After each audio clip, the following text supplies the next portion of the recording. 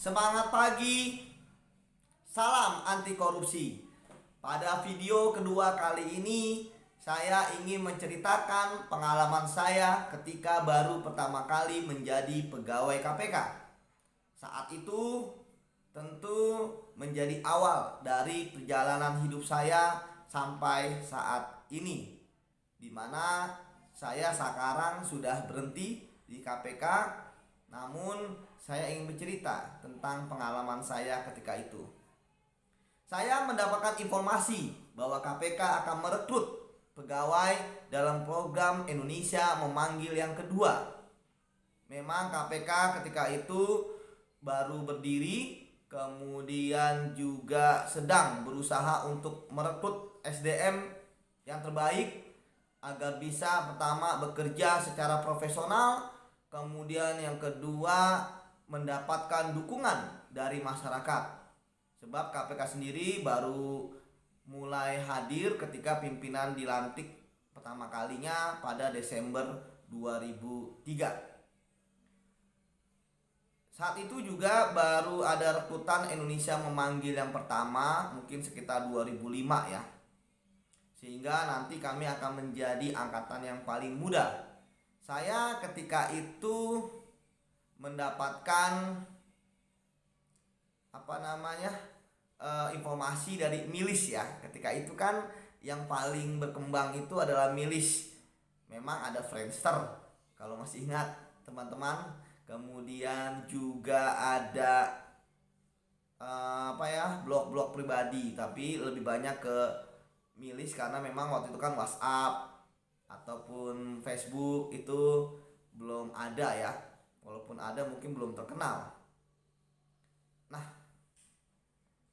kemudian saya dengan semangat tinggi gitu ya, saya mencoba untuk berusaha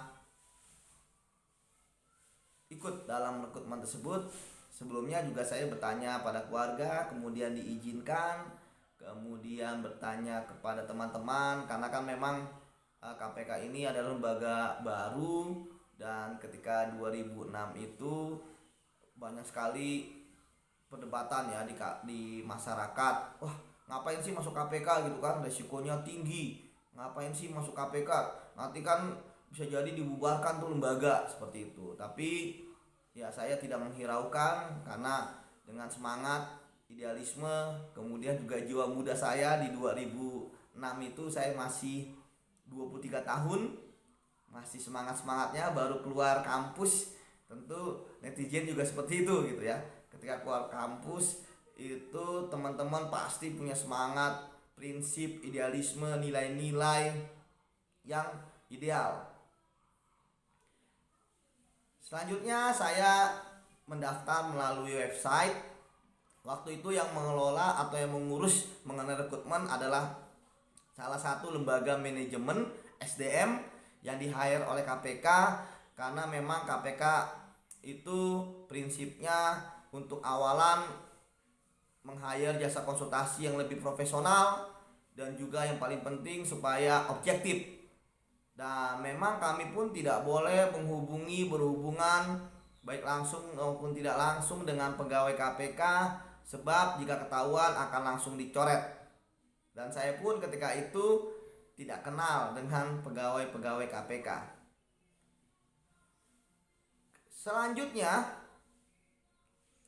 saya lolos tes administrasi, kemudian tes tertulis, kemudian ada FGD juga waktu itu saya ingat di UI Salemba, dan selanjutnya adalah tahap wawancara. Pada saat inilah kami bertemu dengan pegawai KPK secara langsung. Ada 3 orang yang kemudian ketika sudah menjadi pegawai KPK saya kenal. Pertama itu adalah penyidik senior KPK, kemudian yang kedua adalah direktur monitor di KPK, kemudian yang ketiga pejabat atau pegawai senior di KPK melalui program Indonesia Memanggil yang pertama. Nah, setelah itu saya ditanyakan mengenai mengapa sih ingin masuk KPK, kan resikonya gede.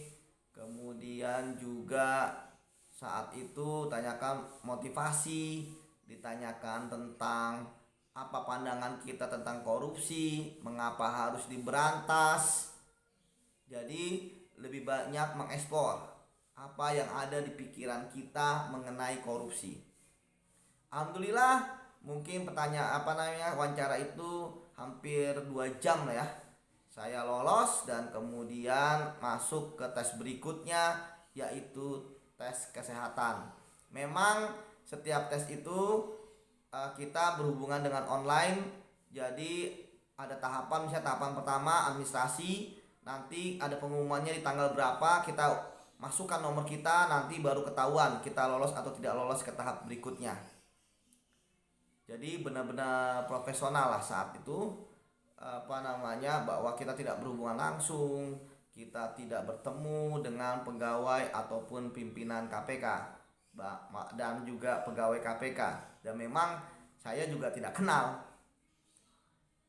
Setelah tes kesehatan ada pengumuman bahwa nanti akan ada hari pertama kerja, di mana saat itu sudah ada listnya barang-barang apa yang harus kami bawa, baik itu kebutuhan pribadi, obat-obatan ataupun pakaian, misalnya hitam putih ya, kemeja putih, celana hitam, kemudian juga dasi, kemudian sepatu pantofel, yang kemudian kami diminta datang ke Jalan Juanda. Itu adalah gedung KPK yang awal ya, waktu itu dipinjamkan sebelum ke gedung KPK yang di C1 maupun di Merah Putih.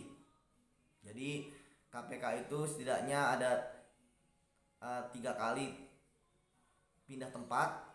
Yang pertama itu adalah Juanda dan Veteran, kemudian gedung C1, dan selanjutnya gedung Merah Putih. Nah, pada hari pertama tersebut saya bertemu dengan 52 teman saya ya. Saat itu katanya ada 26.000 pelamar dan yang terpilih dan mau bergabung. Karena hadir saat itu ada 52 orang, di mana saya ketika itu tidak kenal semuanya, tetapi ada 2 orang yang saya kenal karena sama-sama aktivis di UI, di mana kedua orang tersebut berasal dari Fakultas Hukum. Oh iya, salah satu syarat dulu ketika jadi mendaftar itu kan administrasinya adalah untuk fresh graduates minimal itu usia kalau nggak salah 22 atau maksimal ya, kayaknya maksimal dipakainya 27 tahun. Artinya memang ini jalur-jalur yang memang membutuhkan tenaga orang-orang yang baru lulus kuliah, karena mungkin ingin dibina oleh KPK untuk ditanamkan nilai-nilai ke-KPK-an, mulai dari kejujuran, integritas, kepedulian, kemudian kemandirian dan lain sebagainya yang ingin KPK tanamkan. Karena salah satu hal kekuatan KPK saat itu adalah kekuatan nilai bagi pegawainya dan pimpinannya terkait dengan etik ya. Memang KPK ingin saat itu benar-benar pegawainya menerapkan etik zero tolerance, artinya tidak ada ampun ketika melakukan kesalahan etik. Nah, 52 orang itu kemudian menjadi keluarga besar ya, karena kita sama-sama pendidikan, pelatihan, sama-sama bekerja, kemudian sampai saat ini, dimana kami pun banyak kegiatan ya, apalagi saat itu masih pada belum menikah ya. Ada beberapa sih yang sudah nikah, tapi lebih banyak yang belum menikah. Artinya kami punya waktu untuk saling bertemu, berkumpul, walaupun nanti sudah bekerja di KPK. Dulu ada arisan, atau kemudian ada piknik gitu ya, atau ada jalan-jalan keluar kota seperti itu. Nah, kami tanda tangan kontrak. Saat itu kontraknya adalah untuk 4 bulan yang pertama, yaitu untuk pelatihan. Tempat pelatihan saat itu belum diberitahukan di mana, dan kami pun tanda tangan kontrak waktu itu oleh Sekjen KPK ya, tanda tangan kontraknya. Dan kami pun kemudian dibawa dengan bis ke ternyata daerah Bogor, ke Cilendek, dan disitulah kami selama 4 bulan ditempa, dididik, dibina, dan diberikan pelatihan, dimana pelatihannya itu semacam seperti swakelola ya. Ada dari KPK materinya, kemudian di Celendek juga ada materi juga, dan juga instruktur dari luar. Nah, di situ kami mendapatkan tentang teori di kelas, kemudian praktek-praktek di lapangan, mulai dari ilmu hukum, anti korupsi, hingga ilmu-ilmu yang lain. Ya, misalnya ilmu teknis, investigasi, kemudian juga tentang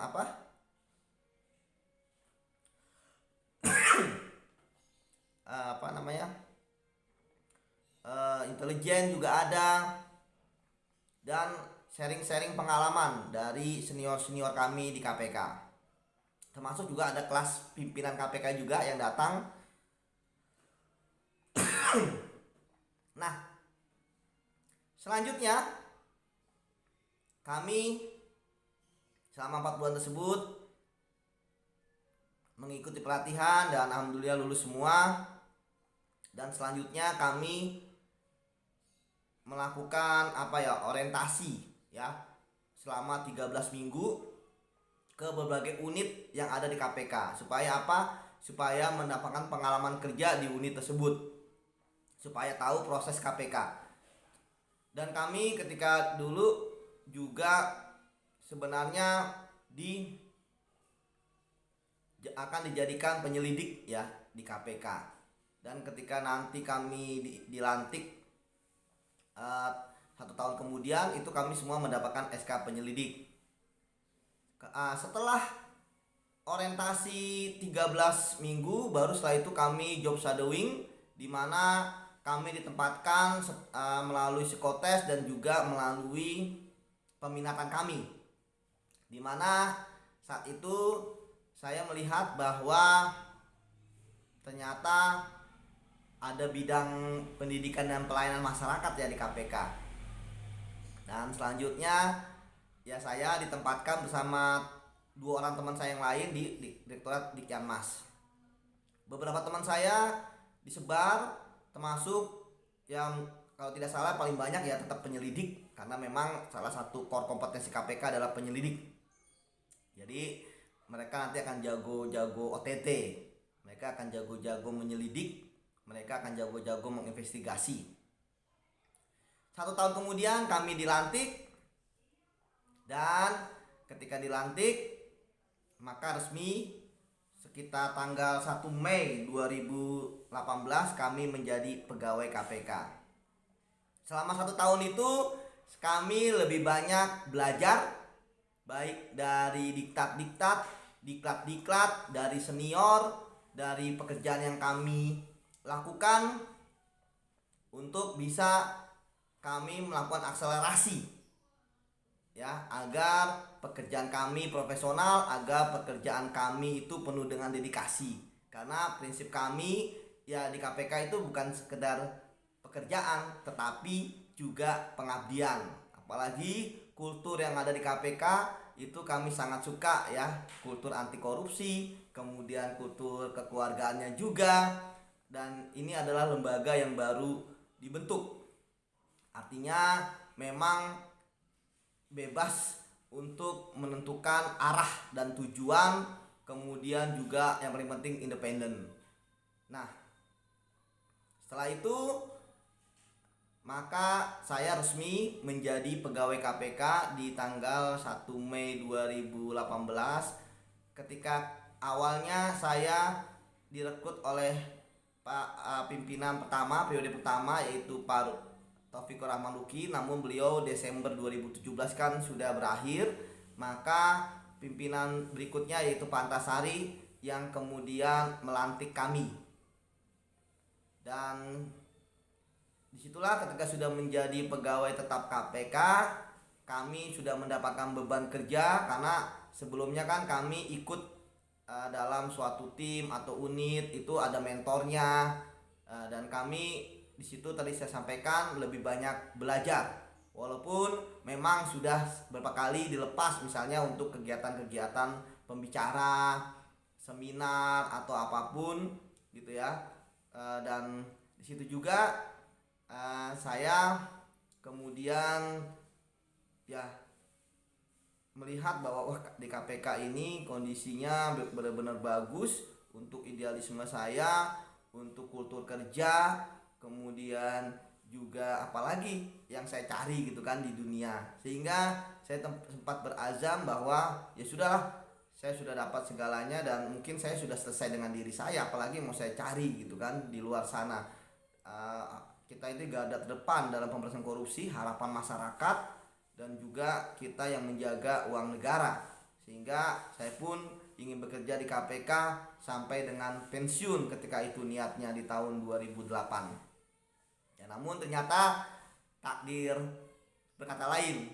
Di 2021 ini saya harus berhenti dengan alasan yang menurut Komnas HAM ada dugaan pelanggaran HAM dalam TWK dan juga ada maladministrasi menurut Ombudsman. Ya, namun itulah perjalanan hidup. Kita harus tetap semangat. Apa yang menjadi suatu nilai-nilai saya selama 14,5 tahun, pengalaman saya tentu harus saya abadikan, tentu saya harus bagikan kepada rakyat. Kenapa? Karena pelatihan pendidikan selama 14,5 tahun ini baik di dalam maupun di luar negeri itu dibiayai oleh rakyat, dan juga harus saya utamakan kepentingannya untuk rakyat. Ya, mungkin ke depan saya akan berbagi, saya akan memberikan semua ilmu yang saya dapatkan agar masyarakat bisa merasakan manfaat dari ilmu-ilmu tersebut. Demikian guys video kedua. Terima kasih. Wassalamualaikum warahmatullahi wabarakatuh. Salam anti korupsi.